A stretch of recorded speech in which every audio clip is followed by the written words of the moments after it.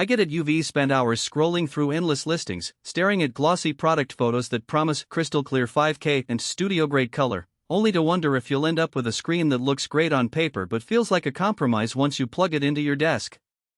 I've been there, and the last thing I want is to waste hard-earned money on a monitor that looks amazing in the thumbnail but can't keep up with the real work I do every day. That's why I'm breaking down the Kuycon G27P 27-inch 5K monitor piece by piece, so you can decide if it truly fits your workflow before you click Add to Cart. Link is in the description if you want to check the product details on Amazon. First off, let's talk about the category itself. A 27-inch 5K panel sits in a sweet spot, big enough to replace a dual monitor setup for many creators, yet small enough to sit comfortably on a typical desk. The promise of 5120x2880 resolution means you get roughly 218 pixels per inch, which translates to noticeably sharper text and finer detail in photo editing, video timelines, and even spreadsheet work. That density is especially useful for designers who need to see pixel-level changes without constantly zooming in and out. The Kuycon G27P uses an IPS panel with 10-bit color support, covering 99% of both sRGB and DCI-P3 gamuts. In practice, that means you'll see more accurate greens and reds straight out of the box, and you won't need to rely heavily on software LUTs for color grading.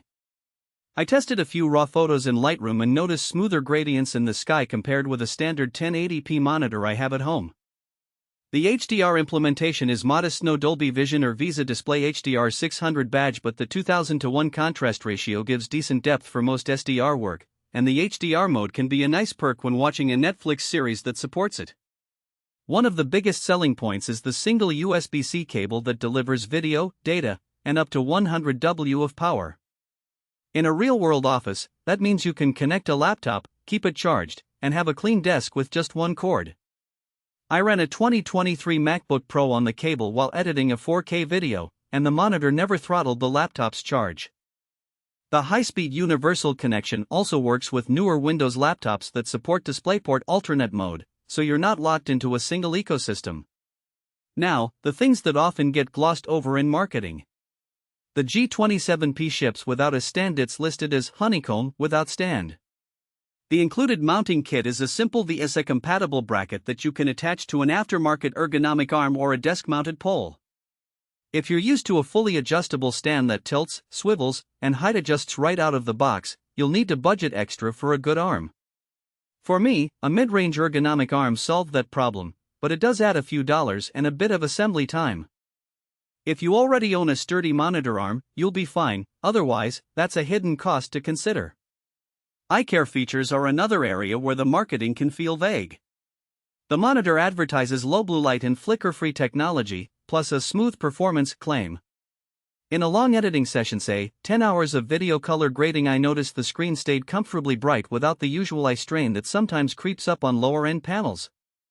The flicker-free backlight is indeed present, and the blue light reduction slider lets you dial down the harshness at night without dramatically shifting the color balance, which is a plus for anyone pulling all-nighters.